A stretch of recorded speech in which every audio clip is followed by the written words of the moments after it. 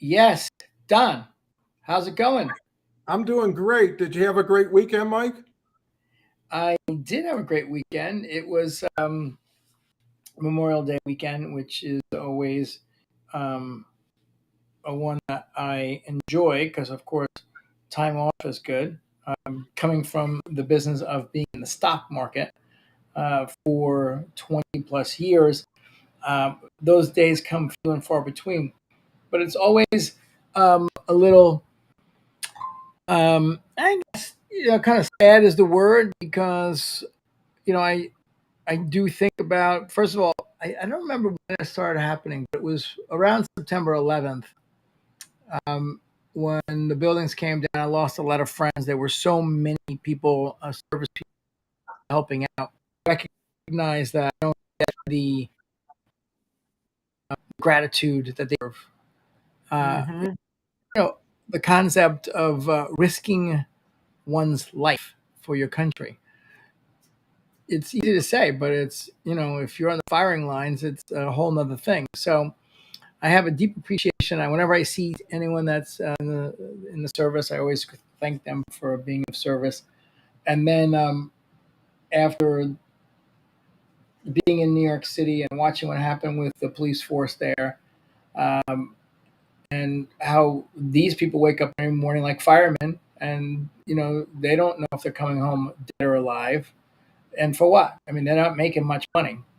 So Hmm. I have a appreciation for them as well. So I always train, with my little guy when we see, people that are protecting us. Always say thanks for protecting us. So I love Memorial Day, but on the other hand, it's sad thinking about all the people that have put their lives at stake for us. You Hmm. know, Well, you got a good heart, Mike, and it shows in pretty much everything you do. And I know we've been working back and forth over the weekend to continue to create more and more value for everybody going forward. So we've got some exciting news to tell, hopefully, maybe Friday, that we can really lay things out for you.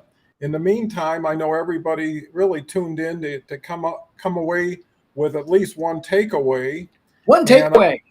at least. Last time we had three, and actually I posted the three. So if you can't make the whole session, you can always see it tomorrow or actually today. It posts right after it's over on LinkedIn, and you can share it with friends. And this is all about building community and building value among community, relevant value. So, with that said, we're always talking about things you need to do, but talking about it, hearing about it, and doing it never seems to be as totally aligned as it should be. And me and Mike have noticed over time it's the ones who do and to do more consistently that end up generating consistent quality results, improve their learning curve, and really get successful because at the end of the day, what are you here for on LinkedIn? I mean, whose dream are you building? LinkedIn's or yours? Right? And if you're putting more That's time and getting less out, okay, it's now time to turn it around. LinkedIn doesn't put their finger on the game. They let you play as often as you want, as much as you want, as strong as you want, because they know very few people ever do it. Right? It's easy to have a contest when no one ever wins because no one plays, not because it's not winnable. So, with that said, what we're looking to do is really get you to take action. Because at the end of the day, once you take action and you took action, you'll get the credit or the responsibility for looking at results and saying, what do I do next? LinkedIn's a responsive game. It's not set and forget, right? You work it, you see what you got. responsive. Yeah, it's very responsive. If you Yeah, allow it to be, you yeah. know, go ahead, Mike. Yeah, and we always come. I always come back to this that it's the responsiveness that provides us the opportunity to become amazing. It's not. We're not born natural LinkedIn stars. Um, for the most part, my clients and your clients are business people, or they're not entertainers. It's not like we're taking someone who was a rap artist or a singer or a country singer and saying, "Hey, just whip out your guitar and you're going to be great on LinkedIn." It's business people, and a lot of our clients initially have never really done videos before, and the video is crucial to our game plan. And so it's a work in progress. It's a fun work in progress. It's ability to get better and craft a skill, but it's pretty hard. Excuse me. It's pretty hard to get better if you didn't have any metric to do any measurement and get feedback. If someone said, yeah, here's a new sport, just go on the field and just start playing, and they didn't tell you if you're doing it right or wrong. They didn't tell you the rules. They didn't tell you how to keep score, and they just every day said, "Oh, go out there today and get better." Get better at what? Right here, we the point of what we were earlier before we jumped on is like why, and there's two forks. There's one. I want to be staked as a thought leader and stay relevant. I've got nothing really to sell, but that in itself is super critical to my career, vocation, brand. That's definitely one category. The other is I want to make sales. It's a business channel. So if that's being said, then the results allow you to continually get better to meet your objective, right? Well, I think one of the key takeaways, if someone's looking for a takeaway, is responsiveness, right? And responsiveness is right in front of you if you really want to take the time to see it. And what I mean by that, whatever you do, you're getting a response from it. How big, how strong are you looking at it? If you only got 5 comments, would you take an extra 10 seconds on each comment to get to know the person and ask them something like, what'd you like about it? Or can we have a call? Look at all the likes you get. You get more likes than comments. Those people took time out of their busy day to compliment you or to give you some feedback. Are you using that? Build with what you have, where you're at, but make the 5 people as important as if you had 500, because that's all you got. Each one of them is 20% of your total for the day. If you put an hour into the post and you didn't put 10 seconds into the response to the post because you said, oh, I got crummy response, 8 likes, 4 comments, must be bad stuff. No, you got no audience. I've seen so much bad stuff get huge audiences. Sometimes there's a disconnect between what people post and what people receive. You know why? Because people aren't looking at the post itself, they're looking at you. Once you create a brand, once like Gary Vee, post anything, he'll get thousands of likes, hundreds of comments, it's guaranteed. I've seen it. He could say, hello, it's Tuesday, right? And he'll get it. That's enough, because you know what happens? He just throws the ball in. The first person that kicks it, the game's on. What you got to look at is staying in the game, keeping around the ball, keeping around people with the ball, getting around the high scores. To Mike's point, when you come in knowing nothing, your best bet is to buy some vowels by meeting people who are doing something, right? Get with the people who are making it happen and support them. And you know what? They have no choice but out of guilt to support you in time. Just don't feel bad about giving more for longer in the beginning. And I think that's the key. Be responsive, which also leads to be responsible, right? Which takes the numbers and say, I earned this. Whatever it is, good or bad, this is what I earned today. It's like a paycheck. And you look at it and you say, that's pretty paltry. What if someone paid you for 3 hours work with 2 comments and 6 likes, right? Would you say, boy, I hit the jackpot and I can't wait to get one more like tomorrow? No, you'd say change course. If you're a winner and you used to success, why settle for less? Whatever made you successful to where you are can make you successful in this if you apply the same principles. So be responsive, be responsible, take action. And to Mike's point, I mean, even with Mike's,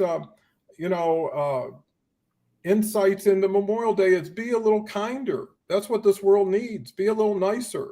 See, wherever they are, you've been, right? And what were you looking forward to when that happened? So put yourself in other person's shoes, be of service to others, be client value facing, and you'll see you'll distinguish yourself by 98% of people who don't even think about doing those things, right? They Yeah. go in like a grocery store, pick and go. So what we're going to add to it, Mike? Yeah, I mean, I love Gary Vaynerchuk saying it's not what you get, it's what you give, which is definitely not the mentality of most people. Most people are going in there into the grocery store and just picking. So that's something to look at. And, you know, I think what you do great, Don, is you're looking at your posts and LinkedIn as a business. It's a business channel. So you did really well throughout your career with direct advertising. You spent, from what our conversations were, big money on also online advertising, and you would never do any of that and then say, "I don't want to see the numbers." It just doesn't. That's not how. It's not how a business channel works. So what you do great on LinkedIn is that when you do your post, you're then really looking at the post and saying, okay, well, what was the activity? And then how can I continue to add value? Because as you said, the most people, I would say, you can't even say most people, 99% of the people are doing outright or wrong on LinkedIn. So it's not most people, but of the other people that are attempting to do it right, they're putting 90% of the effort into the post and then they basically disappear. And I think one of the other takeaways today that we can share with someone is like, say, all right, let's look at it as a business, right? If you're going to spend, let's just say 20 minutes on LinkedIn today, you're going to spend 10 minutes on a post. Write it up, shoot video, whatever it is, and do your post. Then you give it an hour or two or three, and then go back and then say, okay, that was half the work. The other half the work is now is called engagement. And whatever it is, like you said, 6, 8, 10, 15, 100 likes and hearts and those things. Well, then just go recognize which one of those are ideal customers. It takes you 2 seconds. You're not going to interact with people that aren't ideal customers, and just add more value. If you get 8, 10, 12, 20 comments, find the ones that are ideal customers, and then just add more value. And just do that. I mean, if you did it for a week, you would radically see how all of a sudden your community starts to build, your interaction starts to build, and your conversations change. Because these are people that are gonna be like, wow, that was pretty cool. They did a post and I made a thumbs up and a comment, and like they then commented back to me and even gave me a PDF out of nowhere. It's not happening. Nobody else is doing this. So when Well, you go there, yeah. to layer on that, that's so important, is you have to have your own personal vision of what you're doing and where you want it to go. To give you a prime example, I'm so huge on this LinkTank that every post now, every day is LinkTank. And you know why that is? Because it's twice a week. That means Tuesdays and Fridays post is today. And an hour before we go live, in an hour, LinkTank on LinkedIn Live. You know what tomorrow's is? Today's post for everybody who couldn't see it all and for those who want to see it. And then Thursday is coming on Friday, right? But here's the point. Who else does LinkTank twice a week? Who else posts every day about their podcast, right? And their single focus. You get one shot at the plate. Don't go for a single, go for a grand slam, your own grand slam, because I'll tell you one thing, you say it loud enough, long enough, and consistent enough, everybody starts to hear it, everybody starts to do something with it. People are doing a post like they're Winston Churchill today, and then tomorrow they're like they're Mel Brooks. No one's that talented. Make it simple. What is your one wish? Right? You ever hear those things with the genie and the lamp and the guy says, give me 10 more wishes? You can't do that. If you get a wish, Make it, but make it the thing that would make you the happiest to get. And once you have that, then dig towards it. Lean into it. It works. But it doesn't work when you throw a penny in the fountain and make a wish and walk away. And so the point is what is vital to you? What is the top of mind thing that you want to achieve? Put it out on LinkedIn in a gratuitous way, right? Don't share it for pity. Share it for value, and more importantly, give people an opportunity to interface with you. Because whatever you do will be better with 100 strong people on LinkedIn supporting you, and vice versa. And here's the other point. I hear Mike, what he's saying. It's totally true. If you follow every word you just heard, you don't need us. But I'll tell you another thing, and most people don't want to hear this. 98% of people aren't going to do anything with it and haven't ever done anything. And I know that. So the point is even if you follow and those are the people that do need us, Don, because that's right. That's why we're doing this. When people say, what are you guys doing this for? It's a huge opportunity. We've been sharing it with all the other opportunity seekers to say the gold is here. You just got to get the right mind going. And the whole thing is when Mike's telling you this, I've been doing it every day for 2 years. How smart is that? If somebody would have told me I could save you 6 months here, 4 months here, and 3 months here, just let me, what I look at ourselves sometimes as like LinkedIn closet organizers, right? We don't bring stuff to the party. We don't change stuff. We just sort and put it in a really cool order and then show you how to maintain it, and then are there when it gets sloppy again if you need it. And the thing is you go from need to want once you go from risk to opportunity, right? You're always going to put more money on the horse that keeps winning. Can you explain that one? Yeah, as far as going from risk. Yeah. The need to want. Yeah. What I'm saying is if you go into something with fear, you're putting something out, time, money, whatever, that time is working against you at that point. And then you start working against yourself. Now, if someone could give you a roadmap to the gold, right? And then even lease you the machinery. And all you got to do is hit the buttons when it says time to start and stop. But more importantly, you get the swing of it. You get the hang of it. And it becomes you, not us. We're just going in and saying, hey, you're doing number 3 first and number 1 second. Here's how you do it. And here's how you don't do it. And here's how you don't waste time. I post every day. It takes me 20 minutes. You know why? Because I got all my posts set up for the week before the week starts. I'm already there. I was conversational with a lot of personal development people. I got to know Jim Rohn over time back in the 90s. And one thing he would tell me, he did a couple big tips, is he would always set his clothes out the night before, right? Because that next morning he'd have to deal with it, right? He saved himself 15, 20 minutes, and he didn't want to think about that stuff anyways. The other tip he told me was always tip in advance if you have an important dinner, right? Always go up to the waiter and say, here's $100. Here's how I want it. When we're talking, don't come in, put the water in it, blah, blah, blah. And he says it's guaranteed, right? Because the guy knows what you want. Plus you paid him more than he ever would have thought. So the point is always think a little bit ahead. And what we're telling you, we could tell you all day long in 100 different variations. But the point is all it is look at what we've done on LinkedIn. We're an open book. You can go back to every post for as long as you want, every recommendation, and everything we do is for your benefit. Because okay, as you're talking, as you're talking, this I've seen this diagram before, and I'm bringing it up because it makes me laugh. And this one is what people think it looks like as an entrepreneur, and then what it really looks like on the right-hand side. Mm-hmm. And one of the things that I learned, and I think I probably have spent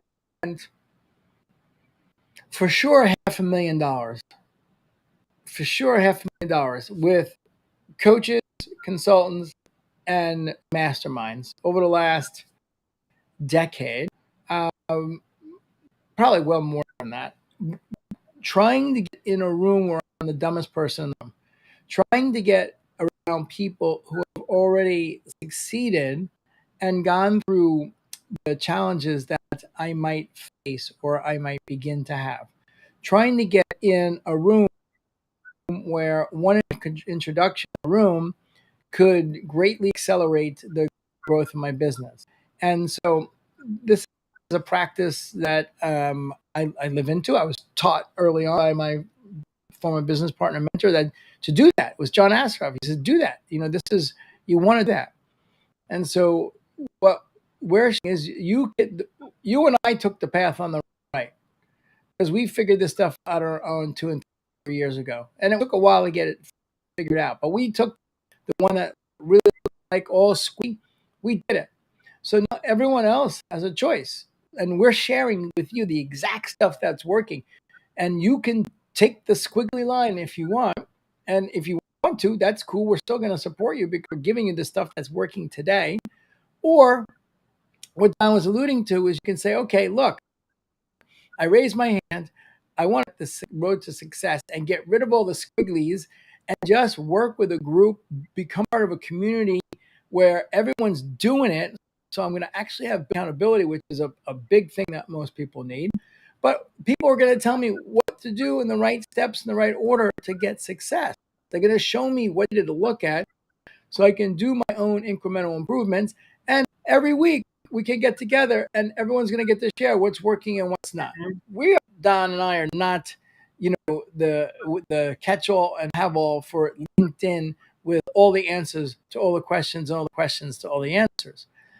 We learn from, great and smart people that are doing things completely different that we would never even think of. And then once that surfaces and like, oh, that's interesting. That's a great angle. And then what happens is the minds come together, right? That's how it works in a community. The minds come together and they're like, whoa, did you consider this? Like someone else had a great thing that was working, but all of a sudden a few people consider this. And then you took a great thing and you turned it into like a superstar thing. So that's, here's the other thing that's important. I was listening to a YouTube yesterday about LinkedIn, and LinkedIn continues to change their algorithm, right? So the gentleman who put on the YouTube said, if you bought my course 2 years ago, 50% of it's wrong now, right? Because of all the changes and the changes I've learned. And here's the other thing to Mike's charts, which I think are invaluable, is I never knew the first choice. No one ever came to me and say, hey, you can go to straight line route and it's this much with these many people doing this, or you could just figure it out. And in the beginning, you don't have a plan. It's just a novelty and you get into it and you start to, it's like a game and you start to enjoy the nuances of it. But after a while, you got to get out of the game if, to Mike's point, you're here for business, right? And if you're here for business, you got to do business. There's no other measurement. Right? Whatever number you want, if you're not doing business, which is people talking about doing something for money together, right? Everything else is really, valuable. And a lot of people have never been in a position of sales. And they look at sales as something that's difficult, uncomfortable, something to run from, versus approaching it with the right perspective. And what makes sales valuable and happy is when they conclude, right? When you start closing sales, the last thing you're thinking of is, I don't like sales. What you're thinking of, bigger sales, more sales, happier sales. But here's the thing, LinkedIn is the platform, no question about it. The question is, how do you tackle it? What's your strategy? And the other thing, to Mike's point, in a way, you could have a blend of those two charts. You can still do your own thing. It's still experiment, but we're looking at setting up an opportunity where you can lean into us. You can lean with us until you're back on the road where you want to be or what you want to do. I mean, we're looking to make money with people, not off of people. You know what I mean? And that is a beautiful, I love that, Don. Yeah, because that's what builds sustainability and scalability, right? And the thing is, we can give more because we're not giving it from us, we're giving it from LinkedIn, Yeah. right? It's like leasing space in a mall and not paying any rent, and then selling whatever you want and helping other people sell. So, if you look at that, and all you got to do is trust yourself to give it a shot, right? And giving it a shot could be a simple send us a comment, right? You would have invested in us, you know, Yes. offer something, and in time we're going to have an opportunity where we can get closer outside of LinkedIn, outside of LinkTank, and really share the latest, greatest stuff that works and works for people, and we can show you how it works. We're into showing more than telling. So, anyways, uh, you know, I think these are great opportunities, and me and Mike are getting to the point where we got a rapport that all it takes is something to say something that sparks a memory, sparks an insight, sparks a strategies, because that's one thing about old school. We've got a lot of all that, right? We can dig deeper in the past and find more relevancy. And to Mike's point, I was in a group in New York in the 90s, and just because of that group, I ended up meeting a billionaire at dinner one night and becoming a partner for 12 years with him. Right. Wow. Wow. And how do you anticipate it? And it was the coolest story. I'll cut through it real quick. End of the meal, guy gives me an elbow. So you drinking the wine? I said, no, have my cheesecake too. And he recognizes I'm from Denver. His kids are in Denver. I'm originally from Detroit. He's in Birmingham, Michigan. We decide, hey, now that he's coming to visit, let's show him the place. It turned out to be great. But the whole point is, I gave him the wine happily. Most people would say, nah, don't bother me, or I'm busy, or whatever. And it's just being that kind of person who is always open. The video I watched yesterday said, luck is defined as when preparation meets opportunity, right? So if you're prepared, all you're doing is waiting for your shot. So many people are waiting for a shot and they say, I'll get prepared. And that's how people go on LinkedIn. I don't know what I'm doing, Yeah. but I'll Yeah, figure it out. Danny. I mean, the other part of the story is that you joined the group. You were in a group. You made the flight out there. You went to the dinner. You put yourself in the right position to have the opportunity. And that was, think about all that. You had to make the plans to get the hotel. You got to go on the airlines to have a dinner and whatever it is. On LinkedIn, you and I are doing this every day, and we don't have to move 6 inches, and we're creating 10x more powerful. I actually haven't created any friends that are billionaires yet, but we're creating so many opportunities by human to human. That is basically connecting with people and sharing and adding value, because if someone's interested in what you're talking about, then they will want to willingly connect with you. If someone's not interested in what you're talking about, then they won't. It's pretty simple. It's human nature. And so if you're talking about blah, blah, blah, nothing, and you're putting out, other Tony Robbins quotes and blah, blah, blah, nothing, then why would you expect anyone of significance to be like, oh, he puts out such, or she puts out such great quotes? Like, I need that person in my network. And the answer is, it doesn't.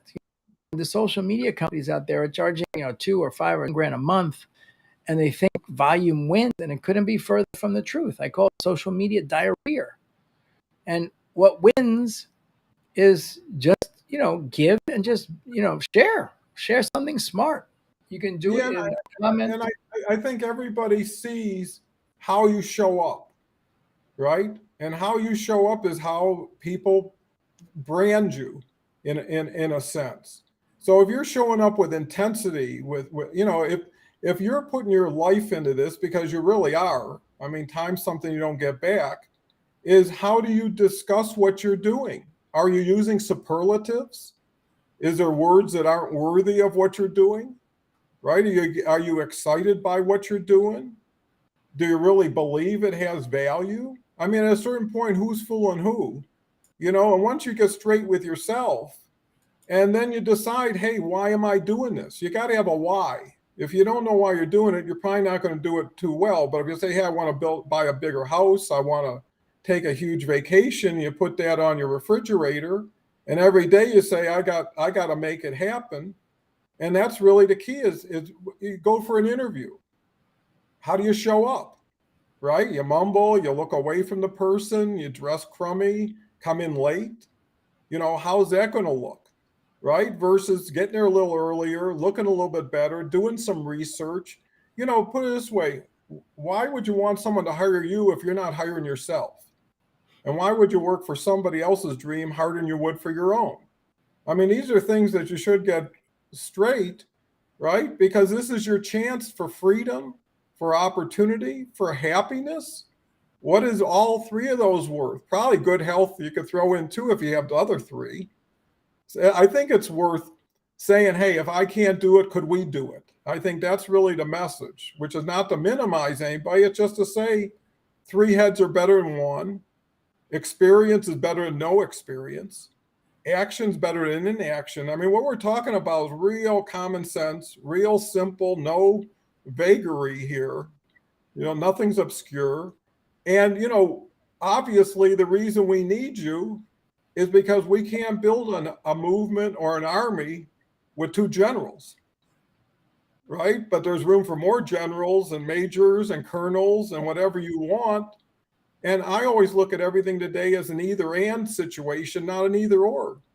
Don't give anything up to get something. Add something to what you got and let it run. And then as it runs, start placing different bets in different places. Because at the end of the day, it's gambling. And inaction is the worst play you can have. Timing out is miserable. So anyways, I can't speak enough about what we're doing. What we're going to be doing is even more exciting than what we're doing. And what will be even more exciting than that is when we got winners to show. When Steve or Carol or Bob show up here and say, it was so easy. I never thought it could be that easy. Yes. And that's fast. Yeah, exactly. Easy and fast. All right. We are at that time, Don. I just want to thank everybody for joining us. LinkTank, the show, on Tuesdays and Fridays at 2 p.m. Eastern is turning into its own little gem. We're enjoying providing the content. We're getting great comments behind the scenes, the distribution from LinkedIn. I want to thank LinkedIn. You're making it happen, which is what your pledge is. Give us good content, we'll give you distribution. So thank you, LinkedIn, and thank you to you, Don. Well, thank you to you, Mike. It takes both of us to make it happen, and we couldn't do it without our audience. So thank you, audience, and have a great week ahead, or at least till Friday, till we can help you out some more. All right. Thank you.